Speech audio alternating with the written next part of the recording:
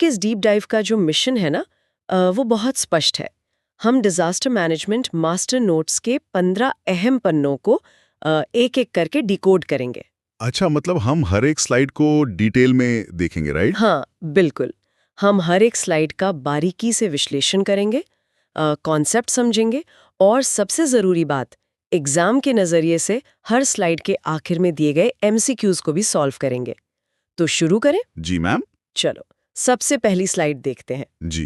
देखो, इस स्लाइड पर ना एक स्क्रॉल और ताज यानी क्राउन का 3D विजुअल दिख रहा है, जहां 2005 लिखा है और डॉक्टर बुलाई का नाम एक एनिमेटेड एरो से पॉइंट किया गया है। स्लाइड की हेडलाइन है आपदा प्रबंधन अधिनियम 2005।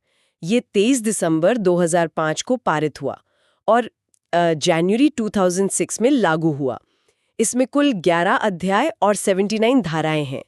इसके जनक डॉक्टर रॉबर्ट बुलाई हैं, जिन्हें आपदा प्रबंधन के जनक कहा जाता है। आपदा या डिजास्टर फ्रेंच भाषा का शब्द है, जबकि सुनामी जापानी भाषा का। यहाँ एक सुभेद्यता या वनरेबिलिटी सूत्र भी है, जोखिम बराबर खतरा गुणा सुभेद्यता। मैम, ये आपदा और सुनामी वाले शब्दों की उत्पत्ति तो समझ आ गई, लेकिन इस सुभेद्यता सूत्र का क्या मतलब है?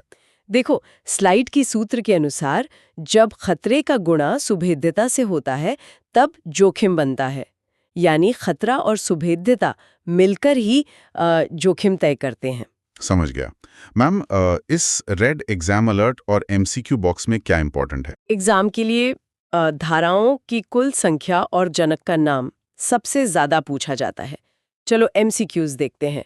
पहला सवाल, आपदा प्रबंधन अधिनियम में कुल कितनी धाराएं हैं? A 70, B 75, C 79, D 85। इसका सही जवाब C79 होगा मैम। बिल्कुल। दूसरा सवाल, आपदा प्रबंधन के जनक कौन है? A डॉक्टर रॉबर्ट बुलाई, B Verghese Kurien, C MS Swaminathan. Option A doctor Robert बुलाई सही है। चलो अब अगली स्लाइड देखते हैं। जी। देखो, इस स्लाइड पर एक 4 पार्ट का चक्र बना है, जिसके चारों तरफ घर, बादल, पैसे, दूध की बोतल और पेड़ के छोटे छोटे आइकन बने हैं। हेडलाइन है खतरा, सुभेद्यता और आपदा का चक्र। कंसेप्ट डेफिनेशन बॉक्स के अनुसार खतरा एक संभावित प्राकृतिक या मानवीय घटना है, जैसे रेगिस्तान में भूकंप। आपदा तब होती है जब खतरा किसी कमजोर बस्ती से टकराकर भारी विनाश करता है।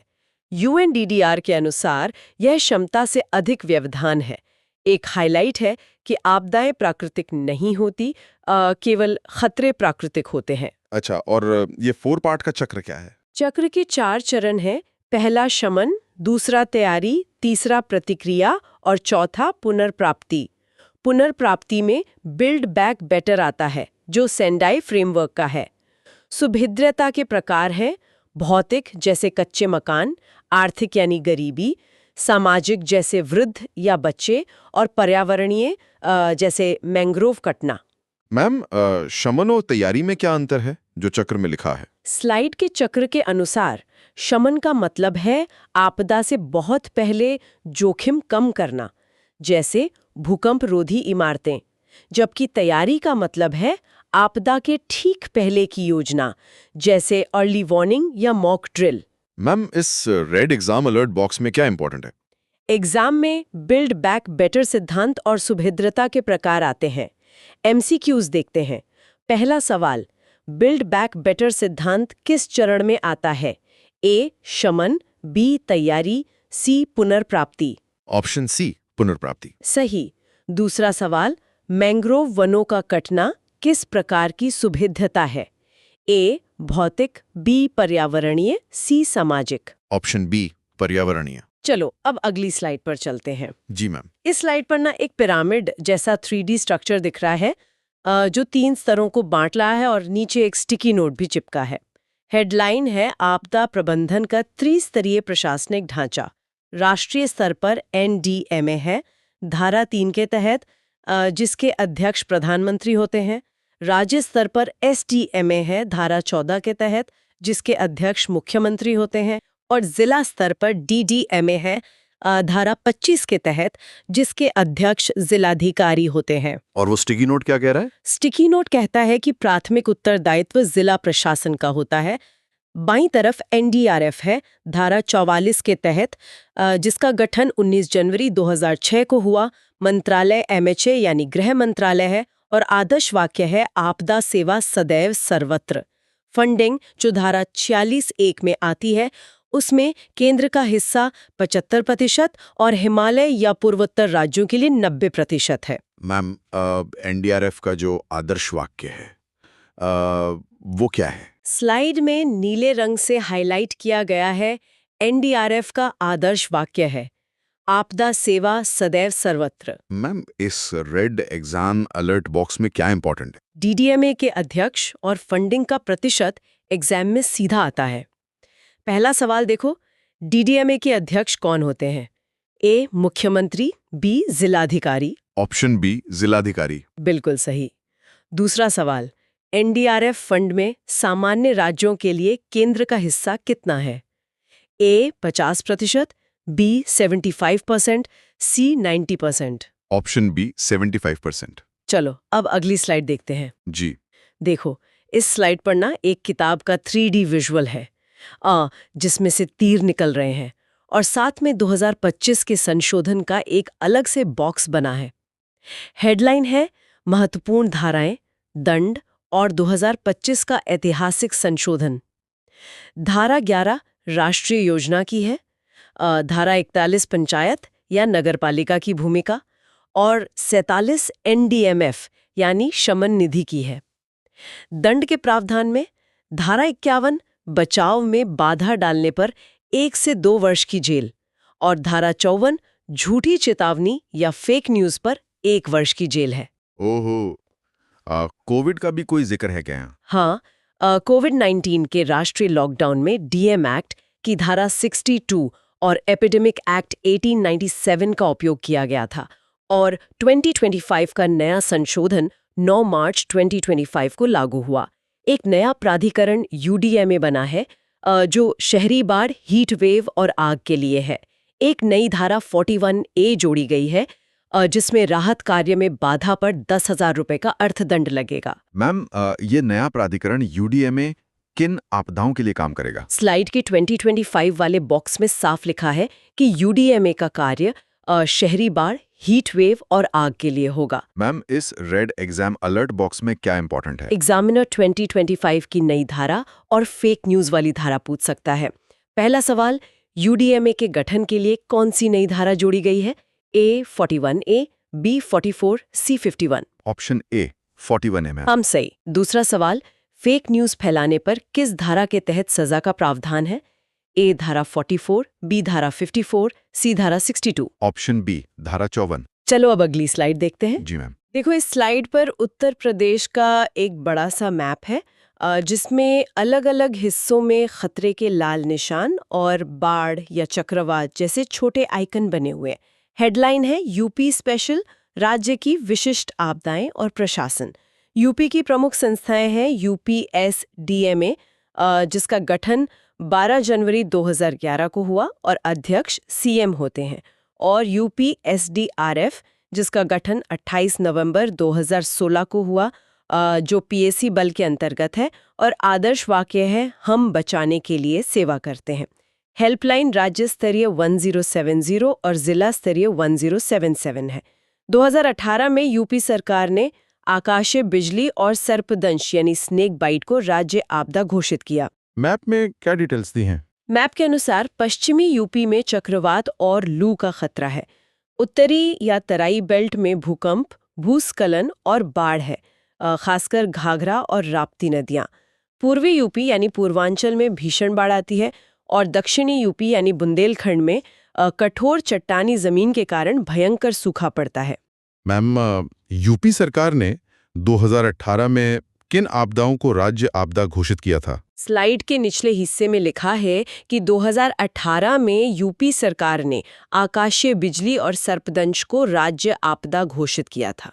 मैम, इस रेड एग्जाम अलर्ट बॉक्स में क्या इंपॉर्टेंट है? बुंदेलखंड की मुख्य आपदा और राज्य आपदा घोषित होने का साल बहुत इंपॉर्टेंट है। पहला सवाल, बुंदेलखंड मुख्य रूप से किस आपदा से ग्रसित रहता है? ए बाढ़, बी सूखा, सी लू। ऑप्शन बी, सूखा। बिल्कुल। दूसरा सवाल, यूपी में सर्पदंश को राज्य आपदा कब घोषित किया गया? A 2011, B 2016, C 2018। Option C, 2018। चलो अब अगली स्लाइड देखते हैं। जी। इस स्लाइड पर भारत का नक्शा है जिसे अलग-अलग शेड्स में बांटा गया है। किनारे पर एक लाल रंग का सायरन और एंकर का आइकन भी बना है। हेडलाइन है भारत की भौगोलिक सुभेद्यता और नए भूकंप जोन 2025 अपडेट। जोन 2 जो सबसे कम खतरे वाला है वो दक्षिण भारत में है। जोन 4 दिल्ली और यूपी का तराई क्षेत्र है। जोन 5 गुजरात का कच्छ और JNK है। और ये नया जोन कौन सा है? सबसे बड़ा अपडेट है न्यू जोन वी जो नवंबर 2025 का अपडेट है। ये अत्यधिक खतरनाक है और इसमें संपूर्ण हिमालय, पूर्वोत्तर और अंडमान आते हैं। बॉक्स के आंकड़े बताते हैं भूकंप जोन 59% भूभाग पर है, बाढ़ 12% पर, सूखा 68% कृषि क्षेत्र पर और भूस्खलन 15% भूभाग पर है। नई अपडेटेड तट रेखा यानी कोस्ट लाइन अब 11,980 किलोमीटर हो गई है जो पुरानी 5,716 किलोमीटर से बदल गई है। मैम, ये नया जोन वी जो 2025 में अपडेट हुआ है उसमें कौन-कौन से क्षेत्र आते हैं? स्लाइड के अनुसार इस नए अत्यधिक खतरनाक जोन वी में संपूर्ण हिमालय, पूर्वोत्तर और अंडमान आते हैं। मैम, इस रेड एग्जाम अलर्ट बॉक्स में क्या इंपॉर्टेंट है? नए भूकंप जोन और तट रेखा की नई लंबाई सीधे एग्जाम में आएंगी। पहला सवाल, 2025 के नए मैप में सबसे खतरनाक भूकंप जोन कौन सा है? A zone 4, B zone 5, C zone 6। Option C, zone 6। सही। दूसरा सवाल, भारत की नई अपडेटेड तट रेखा की लंबाई कितनी है? A 5,716 kilometre, B 11,980 kilometre, C 7,516 kilometre. Option B, 11,980 kilometre. चलो अब अगली स्लाइड की ओर बढ़ते हैं। जी मैम। इस स्लाइड पर एक चौकोर डायग्नोस्टिक मैट्रिक्स टेबल बना है जिसमें आपदाओं और उनकी एजेंसियों की पूरी लिस्ट है। हेडलाइन है प्रमुख नोडल एजेंसियां और उनके मुख्यालय। चक्रवात और मौसम के लिए IMD है जो 1875 में बनी और नई दिल्ली में है। इसका विशेष तथ्य है जब ये रेड अलर्ट दे तो तुरंत स्थान खाली करें। सुनामी के लिए इनकॉइस है जो 1999 में हैदराबाद में बनी। यह मछुआरों को चेतावनी देता है। बाढ़ के लिए CWC यानी केंद्रीय जल आयोग नई दिल्ली में है जो बाढ़ का पूर्वानुमान लगाता है। और पहाड़ों वाली आपदाओं के लिए? हिमस्खलन यानी एवलेंच के लिए DGRE है जो DRDO की लैब है चंडीगढ़ में। इसका पुराना नाम सासे था और ये हिमालयी क्षेत्रों पर नजर रखता है। भूस्खलन के लिए GSI कोलकाता मिट्टी के खिसकाव की निगरानी करता है। नीचे NIDM यानी national institute of disaster management है जिसका कार्य क्षमता निर्माण और ट्रेनिंग है। इसके अध्यक्ष गृह मंत्री होते हैं। भारत का पहला प्रशिक्षण संस्थान लातूर, महाराष्ट्र में स्थित है। मैम, NIDM का मुख्य कार्य और इसके अध्यक्ष कौन है? स्लाइड के अनुसार NIDM का कार्य क्षमता निर्माण और ट्रेनिंग है और इसके अध्यक्ष गृह मंत्री होते हैं। मैम, इस रेड एग्जाम अलर्ट बॉक्स में क्या इंपॉर्टेंट है? संस्थानों की लोकेशन और अध्यक्ष एग्जाम में मैचिंग के लिए आते हैं। पहला सवाल, सुनामी चेतावनी देने वाली संस्था इनकॉइस कहाँ स्थित है? A Chennai, B Hyderabad, C Delhi. Option B, Hyderabad. बिल्कुल। दूसरा सवाल, NIDM के अध्यक्ष कौन होते हैं? ए प्रधानमंत्री, बी गृह मंत्री, सी रक्षा मंत्री। ऑप्शन बी, गृह मंत्री। चलो अब अगली स्लाइड देखते हैं। जी। देखो इस स्लाइड पे आपदाओं को मापने वाले यंत्रों के अलग-अलग बॉक्स हैं। भूकंप वाले में एक वेव यानी तरंग, चक्रवात वाले में भंवर और समुद्र वाले में लहरों का विजुअल बनाए। हेडलाइन है आपदा मापक यंत्र और उनकी कार्यप्रणाली। भूकंप के लिए 3 स्केल है। सिस्मोग्राफ जो भूकंप मापता है और पी तरंगे सबसे पहले दर्ज करता है। रिक्टर स्केल जो भूकंप की ऊर्जा या तीव्रता मापता है। और मर्केली स्केल जो भूकंप से होने वाले विनाश या नुकसान को मापता है। राइट। और चक्रवात के लिए? चक्रवात के लिए सैफिर सिम्पसन स्केल है जो चक्रवात की शक्ति मापता है।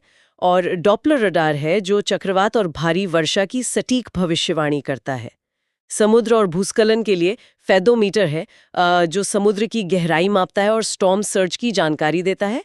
और इंक्लाइनोमीटर है जो मिट्टी का झुकाव मापता है भूस्खलन के लिए। मैम, भूकंप वाले बॉक्स में रिक्टर स्केल और मर्कली स्केल में क्या अंतर बताया गया है? स्लाइड के अनुसार रिक्टर स्केल भूकंप की ऊर्जा या तीव्रता मापता है, जबकि मर्कली स्केल भूकंप से होने वाले विनाश या नुकसान को मापता है। मैम, इस रेड एग्जाम अलर्ट बॉक्स में क्या इंपॉर्टेंट है? विनाश मापने वाला स्केल और चक्रवात का स्केल बहुत कंफ्यूज करते हैं, यही एग्जाम में आते हैं। पहला सवाल, भूकंप से होने वाले विनाश को किस स्केल पर मापा जाता है?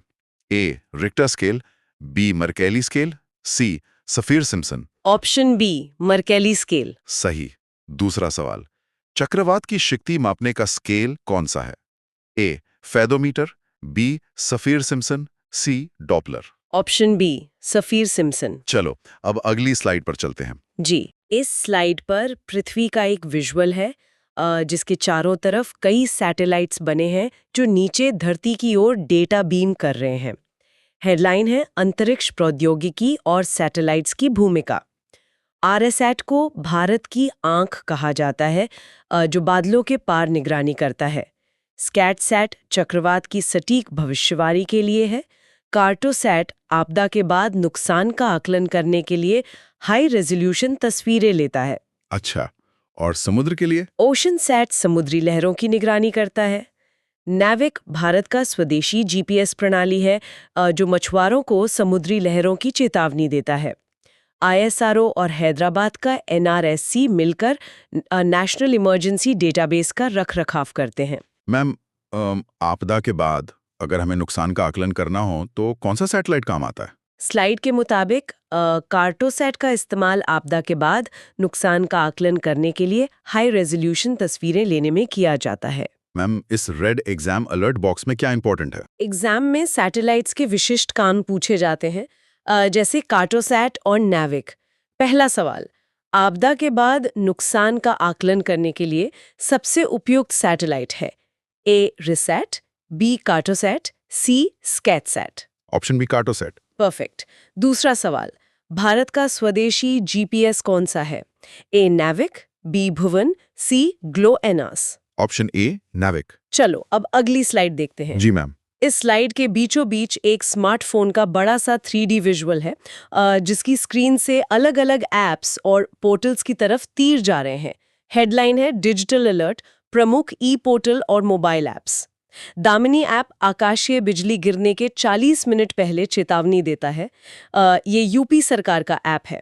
सचेत ऐप एनडीएमए का ऐप है जो बाढ़ और हीट वेव का लोकेशन आधारित अलर्ट्स देता है। प्रहरी ऐप यूपीआरएसडीएमए का लाइव बाढ़ मॉनिटर है। और कृषि के लिए भी कुछ है क्या? हाँ, मेघदूत कृषि और मौसम अलर्ट के लिए है। भुवन पोर्टल इसरो का जियोस्पेशल डेटाबेस है। राहत पोर्टल राहत कार्यों और मुआवजे का विवरण देता है। सबसे नीचे लिखा है राहत चौपाल ग्राम पंचायत स्तर पर लोगों को आपदा के प्रति जागरूक करने के लिए आयोजित की जाती है। मैम, ये दामिनी ऐप कितनी देर पहले बिजली गिरने की चेतावनी दे देता है? स्लाइड में स्पष्ट लिखा है कि दामिनी ऐप आकाशीय बिजली गिरने के 40 मिनट पहले चेतावनी देता है। मैम, इस रेड एग्जाम अलर्ट बॉक्स में क्या इंपॉर्टेंट है? दामिनी ऐप का काम और राहत चौपाल का स्तर एग्जामिनर का फेवरेट है।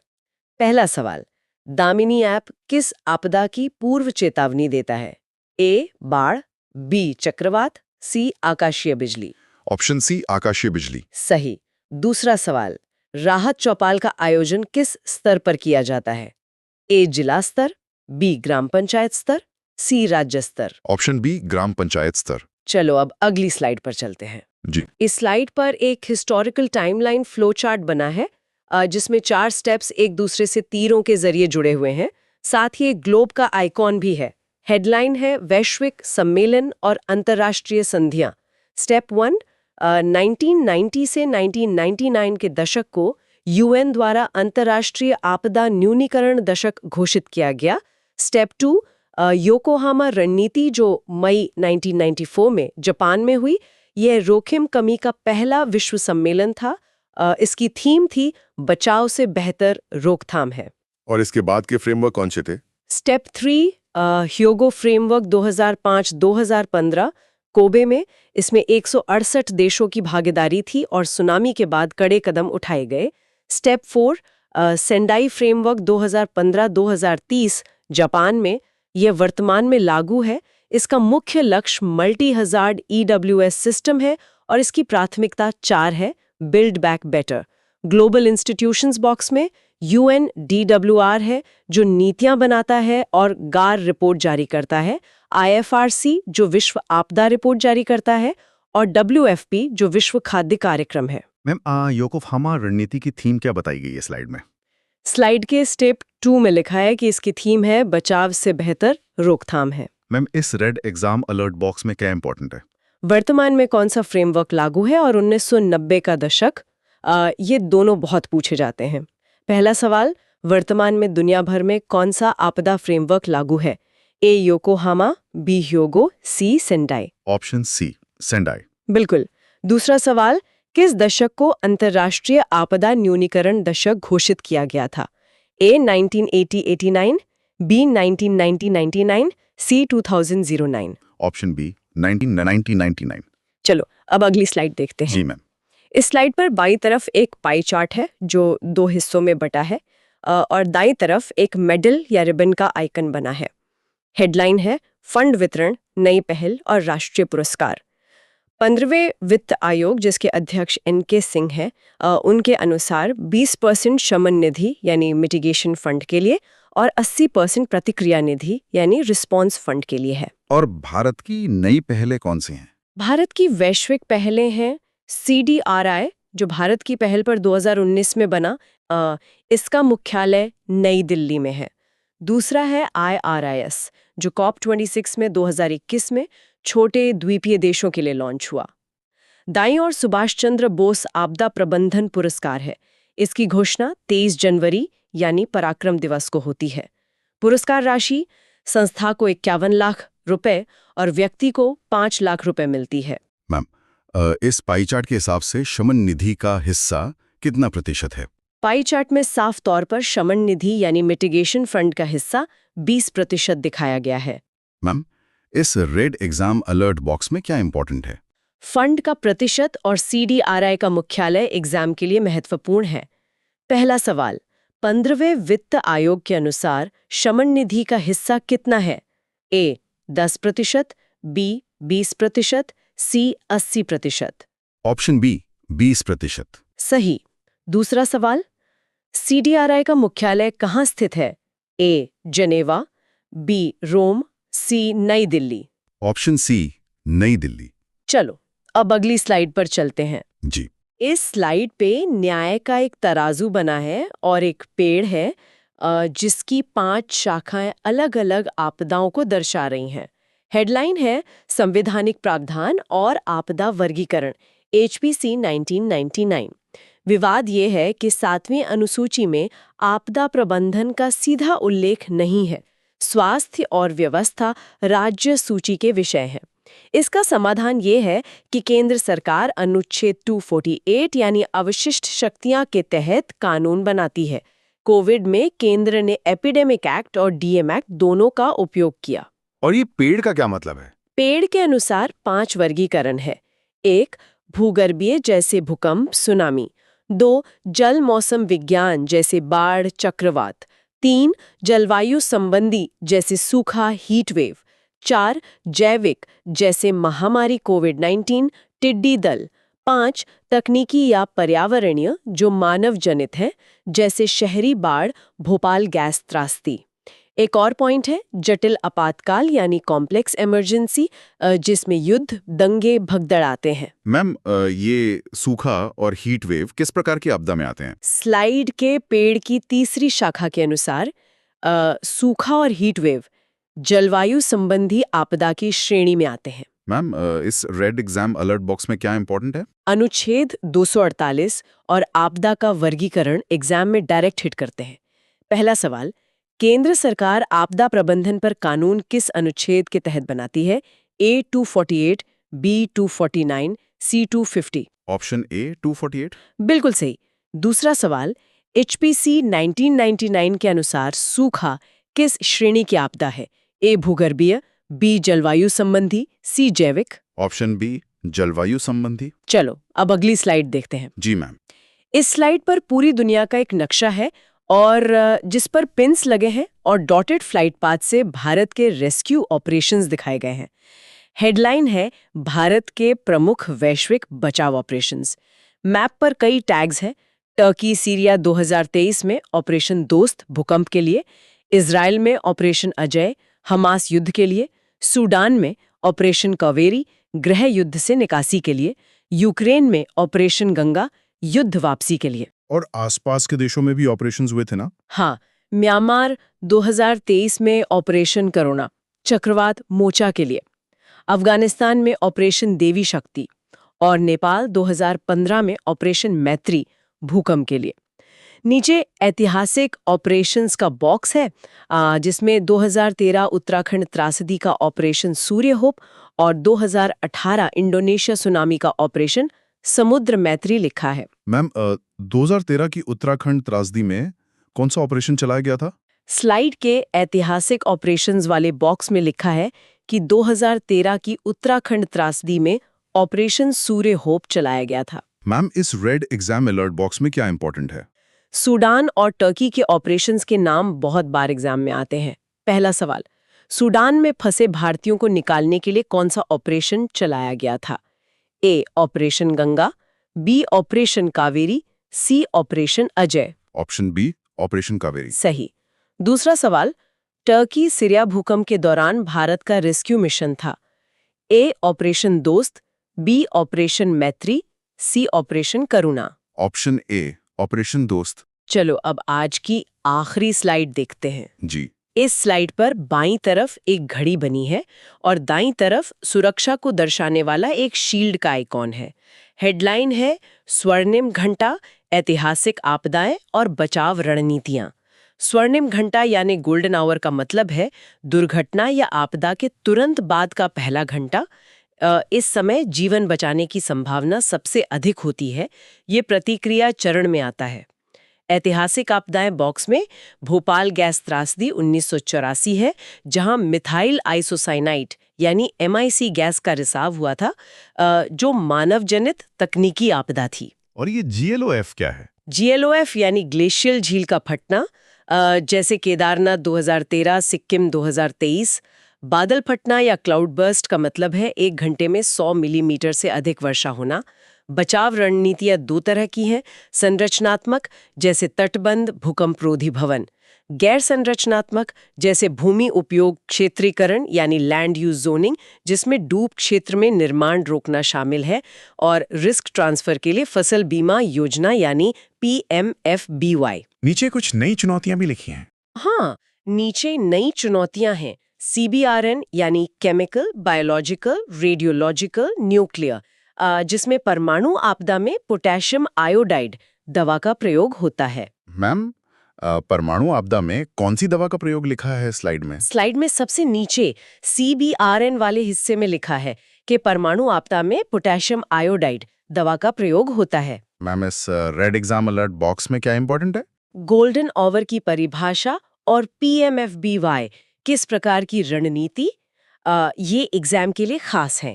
पहला सवाल, आपदा के बाद का पहला घंटा क्या कहलाता है?